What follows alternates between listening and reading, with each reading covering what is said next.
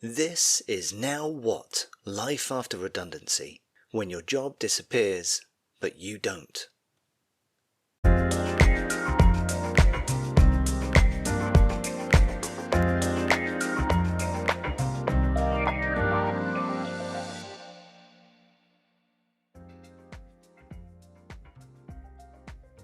Hello. I'm Stevie, and you're joining me on my journey through and hopefully past redundancy, where I'm regularly asking myself the question, now what? And if this is your first time here, this podcast is where we try to make this strange in-between phase of redundancy feel a bit less like standing at a bus stop in sideways drizzle, pretending you're not checking the timetable every 12 seconds like it personally owes you an apology. Today, we're talking about over-applying for jobs and essentially when your job hunt turns into a coping mechanism in itself. And I want to start this with the core message because it is both simple and slightly uncomfortable in the way that truth often is. Over-applying for roles isn't always motivation or discipline. It's often anxiety in a productive-looking outfit. It's fear in a business casual blazer, holding a spreadsheet insisting it's fine, while quietly vibrating. Now, this is not an episode where I tell you to stop applying for jobs. Applying for roles is part of the deal. We all know the job market can be unpredictable and at times mildly unhinged. This is also not an episode where I judge anyone for applying a lot because honestly, there have been days where the only thing keeping my brain from turning into soup is the fact that I have done something. What I want to explore is when applying for jobs shifts from being intentional and steady into being something that you do to manage the feeling of uncertainty. Because it usually starts from a good place. You want to stay proactive, you want to keep some control, you want to feel like you're moving forward, even if the wider situation feels like it's mostly governed by algorithms, internal politics, and whether someone in HR has had their lunch yet. At first, your applications are sensible. You see a role you genuinely like. You read the description, you picture yourself doing it, and you think, yes, this feels like me. You tailor your CV, you write the nicest covering letter that you can, and it sounds like a human, not some corporate fortune cookie, and you click that submit button, and you get a small flicker of relief because you have taken action. But then there is a moment when it tips. And it's subtle, it's not dramatic or accompanied by thunder. It's more like the moment that you realise you're no longer having a light snack and you're eating an entire bag of sharing crisps by yourself, while standing at the kitchen counter like a tired goblin. You basically start applying to roles that you don't really want, but you can justify it if you squint at them. You start applying later at night, not because it's convenient, but because the day's finally gone quiet and your brain decides, you know what, this is the perfect time to bring up every single fear I've been storing in that cupboard for years. You start applying because not applying would feel worse, as if the act of stopping would confirm something you are trying very, very hard not to believe. And at some point it stops being, I like the look of this role, and it becomes, I need to send an application to something before I go to sleep. And that there is the spiral. It looks like productivity on the outside, but on the inside it can feel like you're trying to regulate your nervous system with the submit button. It is applying for roles as a coping mechanism. It's your to-do list item that doubles as emotional first aid. And if you've listened to this so far and you're thinking, oh, that's me, I want you to know that you're not alone. And I am saying this from a space of, this has been me as well. It's not a weird thing to do. You're responding to a genuinely uncertain situation and your brain is doing what brains do. It's looking for a lever that you can pull. So let's get into it.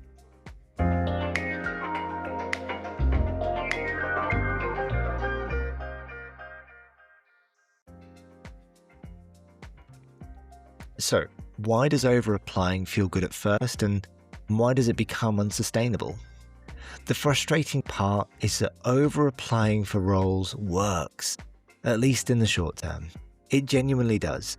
There is a dopamine hit in job applications, not because it's a fun thing in a theme park way, but because it's relief in a, I have done something and therefore I am not helpless kind of way. Job hunting, especially after redundancy, can make you feel powerless. You can do everything right and still be ignored.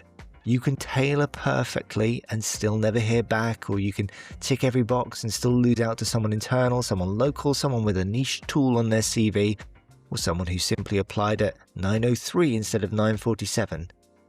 There's a lot in the process that is not about you, even though it often feels like it is. So when you apply for a job, you get something rare. You get agency. You get a sense of movement. You get the feeling that you're doing the thing you're supposed to do. You might even get that little mental tick box, like closing a ring on a fitness watch, or except instead of steps, it's applications, and instead of improving your cardiovascular health, it's just raising your cortisol.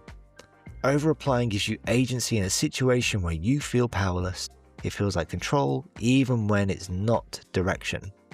Now, the reason it becomes unsustainable is because the emotional cost of the volume builds up. It's not one rejection that gets you, it's the repetition, it's the frequency, the lack of recovery time between disappointments. When you apply to a role, your mood rises slightly when you press that submit button. It's subtle, but it's there. You might not even notice it until you start watching yourself. You have done something, you have created a possibility, you've put yourself forward. Then later you check your inbox and nothing is there, your mood dips. You check again and still there's nothing. Then you check again, there's an email, and for half a second your body goes, this could be it. But it's just a newsletter from a company you don't remember subscribing to, and you feel personally attacked by marketing. Eventually you stop getting the emotional rise. You just get the checking. You start refreshing your email on autopilot, your nervous system starts treating your inbox like the weather app you have to consult before you can emotionally leave the house. And then comes the actual rejections. The polite ones, the automated ones, the ones that arrive so quickly, you know that deep down a human being did not read a single word, and the decision was made by a system that thinks your career can be summarized by keywords. And this is where the hidden damage starts. Your confidence begins to erode because repeated rejection doesn't feel like a mismatch. It starts to feel like a pattern. You can know intellectually that it's not personal and still feel it in your chest. You start questioning your own value. You start thinking, if I'm so capable, why does this keep happening? And then you forget that capability and hiring outcomes are not always aligned in a neat moral way. You also start forgetting which roles you even cared about. When you've applied to a lot of things, the roles blur into one grey mass of fast-paced environments and self-starter and must thrive under pressure, which is corporate language for we do not know how to resource this team properly, but we are going to call it culture. Then decision fatigue kicks in. After enough scrolling, everything looks vaguely acceptable. Roles you would have ignored a month ago start to look kind of okay. Your standards drop quietly, not because you want them to, but because you're tired, and tired brains prioritize relief over alignment. And then the identity blur appears, which is the sneakiest one of all. You stop being a person choosing a role and start feeling just like someone who applies for jobs. Your days organize themselves around applying. Your mood organizes itself around outcomes. Your sense of self starts to shrink to whatever the job market seems to be reflecting back at you. And this is the line that landed for me. I wasn't being rejected by one role, I was being rejected by dozens of maybes. And it was the volume of that which made it heavy. So we don't talk about this phase very much because over applying for roles looks like effort, it looks like grit, it looks like you are doing everything you can. People applaud volume because volume is easy to measure. Nobody can see sustainability. Nobody claps for someone who took a day off to recover and then applied to 2 roles with intention. It looks like less, even when it's smarter. And it's hard to admit, even to yourself, that the thing you are doing that looks like discipline might just actually be anxiety in disguise.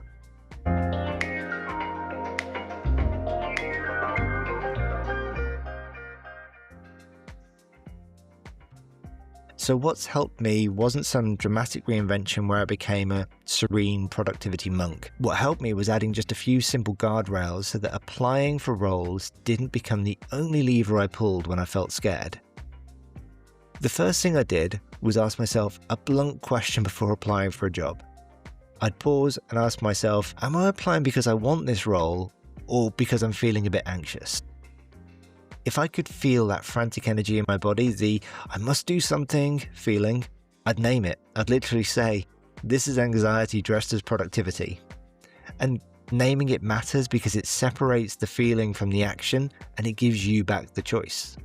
The second thing that helped was setting a filter before I set a target. So I'd read some advice that told me to apply for a certain number of roles per week, and that can be useful if you're under-applying or avoiding. But if you're already over-applying, a number attached to this becomes a trap. It turns the week into a quota, it makes you chase volume, even when the roles aren't right. So instead, I wrote down some simple criteria that I would work to. I'd ask, do I genuinely want to do this kind of work most days? Would I be happy to say I work at this particular company without adding, oh, it's fine, in a weird tone? I'd ask, can I realistically do a big chunk of what they're asking? And if I got an interview invite tomorrow, would I feel pleased about it or would I feel trapped? And that last one was surprisingly revealing. If a role failed that very basic filter, I wouldn't apply for it just to keep momentum. I'd remind myself that saying no to the wrong thing is still progress. It's protecting future me from ending up in a job that drains me just because it stopped the fear temporarily. The third thing I did was build recovery time into the process on purpose. I absolutely had to stop treating rest like a reward I only got after I'd applied enough. Recovery is part of the job hunt. Without it, the quality of everything you do drops. Your CV starts sounding generic, your cover letter starts sounding desperate, your brain starts doing that thing where it can no longer tell the difference between a good opportunity and a mildly acceptable escape hatch. So I would treat recovery like an appointment. I'd go for a walk with the dog, do something with my family, I'd play a game, I'd make a cup of tea, or stare out the window like I was waiting for a letter to arrive by owl. I did not need huge breaks, I just needed deliberate ones. The fourth thing was limiting the amount of time I spent checking my email. Because inbox checking is basically a slot machine. Most of the time nothing happens, but occasionally something happens that keeps your brain coming back. If you check your emails every time you feel a wobble of anxiety, you train yourself to believe your inbox is where safety lives. So I would pick 3 times over the course of the day to check, and I stuck to that as best I could. The goal was to be not too rigid. The goal was essentially to stop my nervous system from being yanked around by notifications. I wanted to check emails like a person, not like a meerkat. The fifth thing, and this is the one that changed the whole feel of it for me, was applying fewer times but with more presence. I stopped trying to win by speed and volume and started trying to apply in a way I would feel proud of if someone actually read it. I chose fewer roles, I tailored more intelligently rather than obsessively, and I kept versions of my CD for different themes of work, so I wasn't reinventing the wheel every time. I gave myself permission to apply slowly if it meant that I could do it with clarity. Basically, the reframe that's helped me was this. Slowing down hasn't stalled me, it's steadied me. And when I'm steadier, I make better choices. And when I make better choices, I feel more like myself. And when I feel more like myself, the whole process becomes less emotionally violent. And on the days I experience where anxiety is high, I give myself alternatives that still move me forward. I might shortlist roles rather than apply, I might update my LinkedIn, I'll practice interview stories, I might do something skills-based. Basically, I learned that I didn't have to submit an application to be making progress. Progress can be preparation, it can be recovery, progress can be choosing not to throw your energy at roles that you don't even want.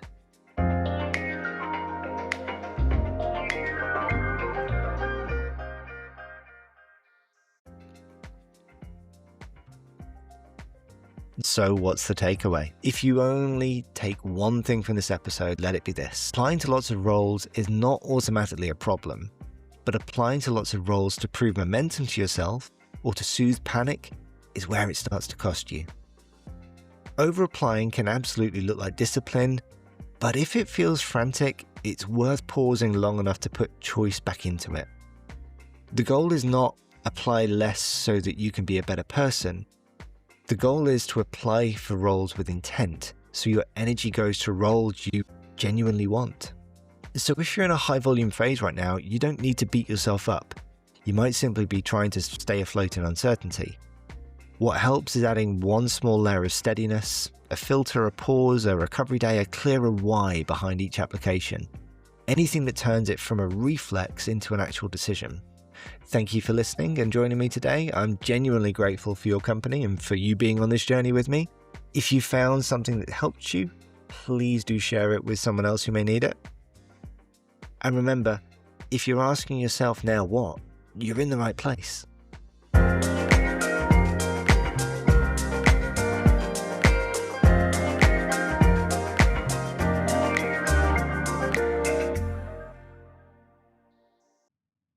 Before you go, it's a quick favour.